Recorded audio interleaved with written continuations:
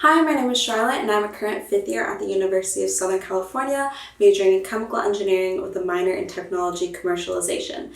Today I'm going to be talking to you about the sorority recruitment process and how to best prepare you for your own rush experience. So today we're going to go over how the process works, what to do before recruitment, and how to impress during the rush experience. Coming from someone who rushed, dropped, and then re-rushed with a really great experience the second time around, I'm hoping to give you a bit of a unique side of advice and hopefully help you learn from my mistakes when I went through the process. So we're going to start off by going through the day-by-day schedule of recruitment. Now this is slightly different at every school, but the overall structure is fairly the same. And this is also assuming that rush is going to be happening in person in this upcoming years, but the Zoom recruitment process that happened this past year wasn't too entirely different aside from being in breakout rooms the entire time.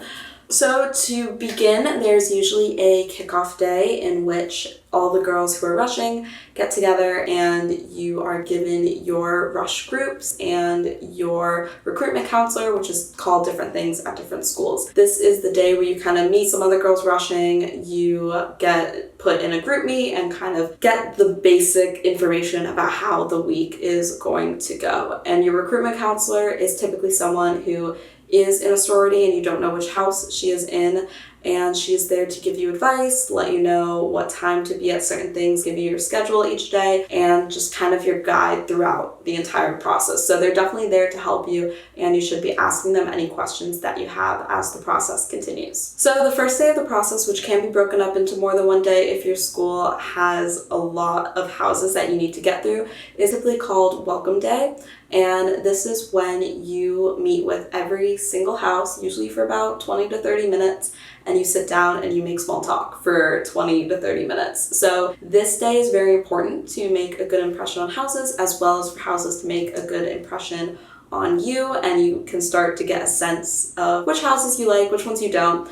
This day is fairly, I don't want to say superficial, but just kind of like on the surface level conversations, and you're usually just making a little more small talk conversations, and we'll go into later how to best talk and interact with people during this day. So the next day, which once again could be slightly different depending on the school that you're at, is usually philanthropy day. So this day is usually two parts. Usually houses will show you some type of video where they will talk about their philanthropy, what service they do, and then the other half is them talking about like how much fun the sorority is. It's usually like a fun dance sequence with music and all the girls are like hugging each other and excited and singing along and getting like really hype and excited. And then after that you will usually do some more small talk and put together some type of gift bag, goodie bag, craft that relates to the philanthropy. So I've done things in the past where we make like goodie bags to give to shelters, or like make little party hats to give to kids in hospitals. So it's always like very unique to whatever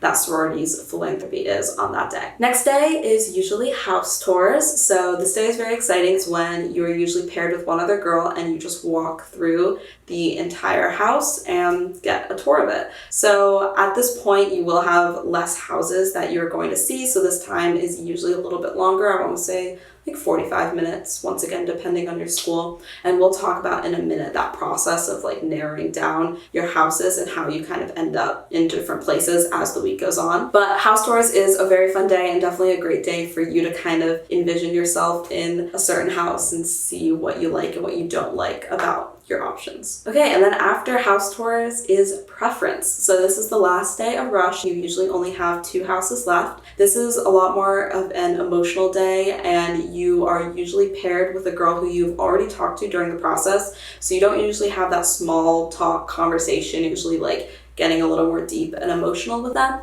There's usually some type of ritual that the house does, and it's always very unique to that house. And on this day, I would like to say that they are selling the house to you more than they are like deciding if they want to let you in, if that makes sense. So I always like to say that on this day, you have the most say in where you are going to end this process. And this is when you should really be sitting down and deciding to yourself, where do I see myself and which house would I like to decide? So now we're going to talk a little bit about preferences and how that process works, essentially how you go from the beginning of the process to getting a bid. So like I said, on the first day, you go and you meet with all of the houses at USC. I believe there were 11 at the time of me going through recruitment, and you go through all of them. You have the same amount of time as all of them. It's the same process for everyone. And then at the end of that day, you go and you rank the houses that you are interested in. So using USC numbers, let's say there are 10 houses, there are 8 of them that you say that you love and you would love to go back to, and then there are 2 of them that you will say, I don't really see myself here and I don't think I would like to continue seeing these houses. Now, the ranking for those 2 houses really matters, because let's say you don't get paired with one of those 8 houses you were really interested in. That's when they're going to pull from your bottom 2 and add them to your list for you to go back, because they want to kind of maximize your options throughout the process and make sure that you're going to the most number of houses that you can be attending. So for example, on my second time rushing, after my first day, I put down 8 houses that I liked, 2 houses I was considering dropping. And at the end of the day, I was dropped from 2 of the houses that I liked. So it moved up the 2 that I said that I was no longer interested in, and I still went and saw them the next day. Then the next day, I went to all 8 houses. I also should make it known that 8 is just the maximum in this case. You could still be going to 6 or 5 or even 2, but 8 is just the maximum, and you shouldn't feel bad if you do not have the maximum. It's very uncommon for people to have a full schedule on most days until it gets to the end of the week. So after going through philanthropy day, you have the 8 houses or less that you saw. Then you sit down again and you rank your houses. So in this case with USC numbers, there are 5 that you say you'd like to go to and 3 that you rank saying you don't want to see them anymore, but you go like 1, 2, 3. These are the ones that, if given the choice, I'd rather go back to this one first before I go back to this one. And then the sorority sit down again, they decide who they would like to invite back. You go through the matching process again, and then you get your schedule again the next day saying which houses, which 5 or less you're going to be invited to. So that process continues until you get down to only 2 houses, and that's on preference day. And so you go to those 2 houses, and then that's the day when I say you have the most say in where you're going to go. It's very rare that someone doesn't get invited back after pref, but it definitely is possible. But now we're going to talk a little bit about preferences in those last 2 bids and how that process works, because I think it's a little bit confusing. People don't fully understand the entire process. So essentially, if you have 2 houses left on pref and you say one of them is your number 1 choice and the other one's your number 2 choice, if you get invited back to both, you will be in your number 1 sorority, and that's it. End of story. Let's say you don't get invited back to your first choice, then you are guaranteed a bid from your second choice house. Essentially, if you have 2 houses left and you put 2 houses down, you're guaranteed a bid from one of them. So that is one security going into it. Like, you definitely will receive a bid on bid day. Unless, let's say you have 2 houses left, and you say you only see yourself in one house and not the other one, and you would rather not be in a house than be in that second one, which does happen. In that case, you are not guaranteed a bid, and if that first house does not choose you and does not say they would like you back, then you would not get a bid, if that makes sense to everyone. There's also the third opportunity, which does happen to some people, in which you only have 1 house left at the end of the process.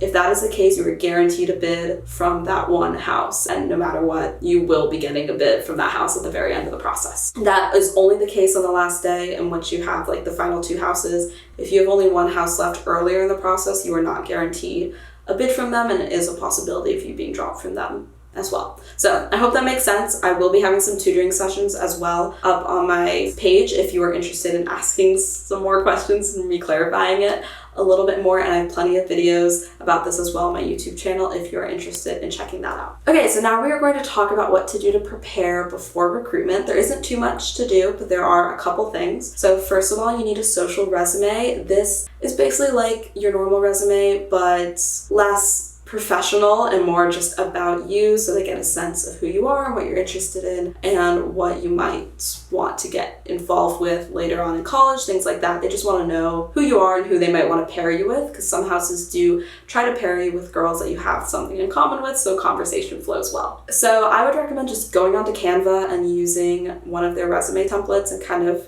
putting together a cute resume that includes where you're from, a bit of your high school stats, and what extracurriculars you were in high school or in college, depending on what year you are rushing. You can find tons of examples on the internet if you just Google sorority social resume. Next up is a headshot, basically just a good photo of yourself. It definitely does not have to be a professional photo, but just make sure you do look like your photo. The first time I rushed, I had blonde hair when I was rushing and dark hair in my photo, and I do think that hurt me because being on the other side of it, there were a lot of girls that didn't look like their photo and I wouldn't have even recognized them if I hadn't written down their name. So it definitely is important to make sure you look like your photo, and it is a good photo in terms of like lighting and just presentation and things like that, just so that they can recognize you and it's not low quality, blurry, dark, and you can't tell who it is. Next up is letters of rec. This is definitely not required. I got them the first time I rushed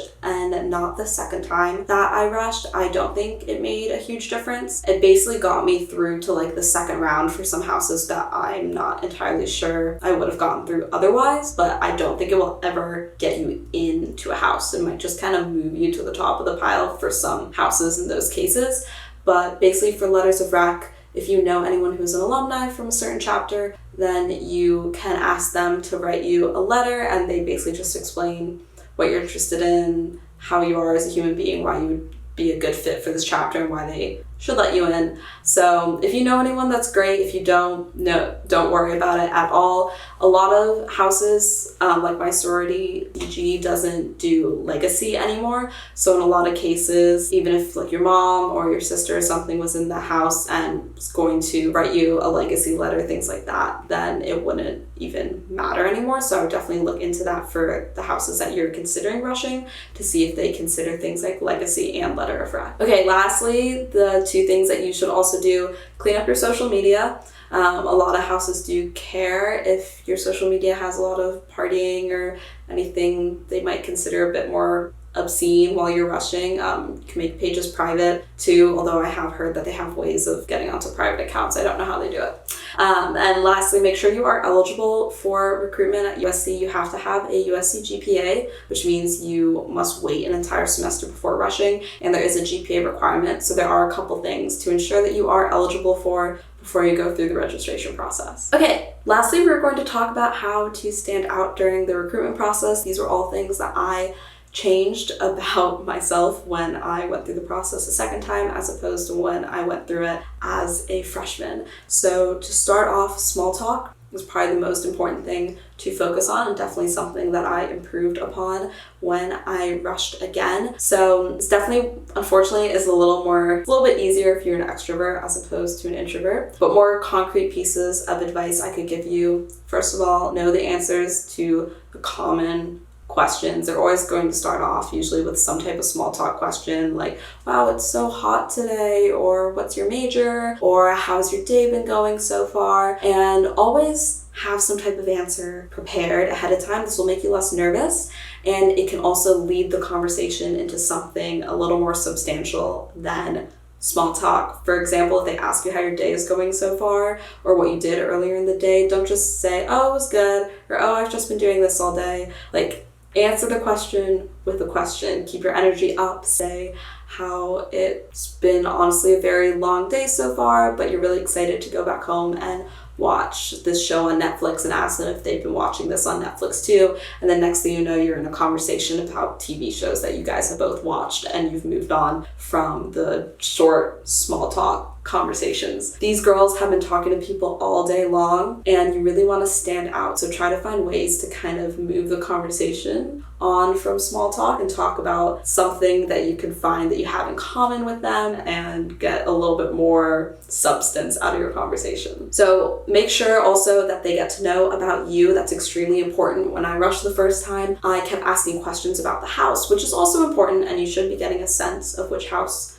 you might see yourself in. But then I realized they never learned anything about me either, and it's important that we both decide this is a place where we want to be. So make sure that you are letting them know who you are, what you're interested in, and getting that sense, as opposed to just always asking them questions about the sorority and their philanthropy and things like that. So this also goes in line with probably the best advice I ever received on house tours. Don't ask about the house. It's apparently a very common thing that people do where they just make comments about, oh, this room is really pretty, or oh, wow, what do you do in this room? Or the decor is really cool. And you never talk about anything of substance because you don't learn anything about the house because you're just talking about decor and you haven't learned anything new if you're interested in joining, and they haven't learned anything about you because you guys were talking about such generic things the entire time. So it's important to know that house tours is just like any other day, except you're walking around instead of sitting down.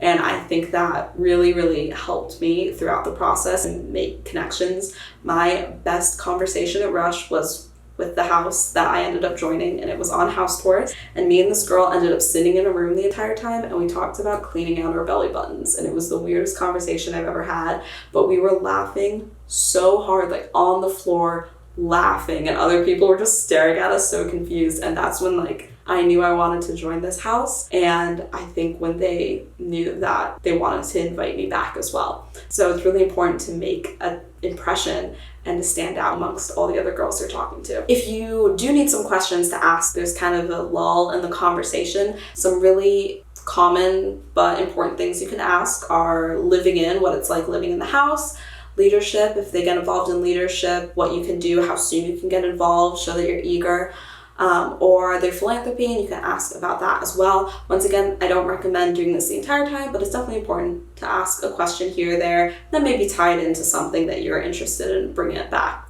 the conversation to yourself. It's very important to not talk about partying or alcohol or boys or name dropping. Those are all mistakes I have also made. It was the first time of me rushing, and it can be a little uncomfortable because sometimes girls will bring it up in conversation too, but I would just recommend steering the conversation to something a little bit more generic, only because you just don't know who you're talking to, and you don't know if what you're going to say will offend them, or if you're accidentally talking about somebody that they know, and that's the last thing that you want. So I would just stay away from any topics that could be considered a little more taboo and save that for once you were in the house. And I definitely do not recommend name dropping. I definitely did that as a freshman, where girls from my high school were in houses, and I asked if they knew them, and some houses are really big with over 200 people, and they definitely don't know everybody, and then it just gets really awkward when they have no idea who you're talking about. Okay, my last piece of advice is about what you should wear. First of all, wear something that you love and something that you are comfortable and confident in and feel like really excited to walk into each house showing off what you're wearing. Do not wear what you think you need to wear, what everyone else is wearing. Of course, there's usually a dress code each day in terms of like slightly more casual and then a little bit more, I guess, fancy as the week goes on. But aside from that, like I was wearing like yellow jumpsuits that I love and pants that I was obsessed with and dresses and tops, and ensuring I had like my makeup done because I love and feel more confident when I have like full face makeup on and things like that. So I was really spending a lot of time just like getting ready, feeling my best, and feeling confident in every single house that I walked in, and I saw girls wearing crazy outfits that were really fun, but that's what makes you memorable. My first 3 days, I wore this like bright yellow denim jacket, which I love and I always feel great in, but it helped people remember who I was too, because people would say how everyone's really bad with names and they don't always remember who this girl was or her name was and things like that, but oh, you'll remember the girl in the yellow jacket. And like if you're talking to other girls later, like, oh, I can't remember her name, like, do you remember her? She's the one in the yellow jacket, and someone else might remember, and then all of a sudden you're a topic of conversation. So you need to kind of help these girls out a little more, because like I said, they're doing this for hours, they're talking to so many people. I've had people reach out to me later who I talked to, and I truly do not remember speaking to them. It's nothing against them, but it's just how the process goes. And you talk to so many people, and it just gets very difficult to keep track of everyone. So do them a favor, wear something fun and memorable, and also, like I said, something that you feel great and confident in.